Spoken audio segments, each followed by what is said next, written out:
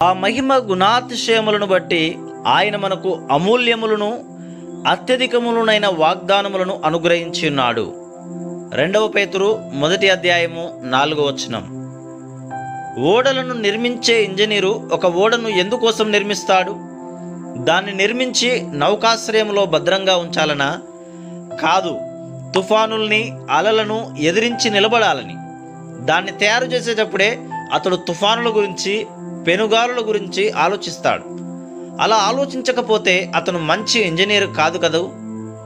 దేవుడు నిన్ను విశ్వాసిగా ఎందుకు చేశాడంటే నిన్ను పరీక్షించడానికే. నీకు కొన్ని వాగ్దానాలనిచ్చి వాటిని నమ్మమంటున్నాడంటే నీ జీవితంలో వచ్చే గాలి వానలప్పుడు, ఒడిదుడుకులప్పుడు వాటిని ఉపయోగించుకోమనే. ఈత కొట్టడానికి పనికి వచ్చే లైఫ్ బెల్టులు మనకు షాపుల్లో కనిపిస్తుంటాయి. అవి షాపులో ప్రదర్శించడానికి తప్ప నిజంగా వాటిని కట్టుకొని నీళ్ళలో దిగితే పని చేయవు. అయితే దేవుడు ఇచ్చిన వాగ్దానాలు ఇలాంటివి కావు. కొన్ని కత్తులు యుద్ధానికి పనికిరావు. చాలా రకాలైన బూట్లు చూడడానికి బాగుంటాయి కానీ వేసుకొని తిరగడానికి పనికిరావు. ఆయన ఇచ్చిన వాగ్దానాలు వాడి చూడదగినవి, ఉపయోగించుకోదగ్గవి. ఆయనను వాడుకోకుండా ఒక ప్రదర్శనాంశంగా చేసి కూర్చోబెట్టడం కంటే క్రీస్తుకు అయిష్టమైనది మరొకటి లేదు. ఆయన్ను మనం వాడుకోకపోతే ఆయనకు ఇష్టలం కాలేము. మనం ఆయనకు పని కల్పిస్తూ ఉండాలని ఆయన కోరుకుంటాడు. నిబంధన ఆశీర్వాదాలు ఊరికే చూసి ఆనందించడానికి కాదు, వాటిని స్వాధీనపరుచుకోవాలి.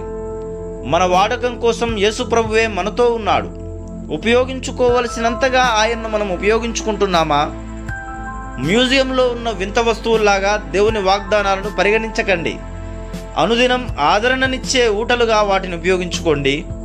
అవసరం వచ్చినప్పుడల్లా ప్రభువును ఆశ్రయించండి. దేవుని వాగ్దాన జలదిలోంచి మనసుకి నచ్చిన ముత్యాలు ఏరుకో.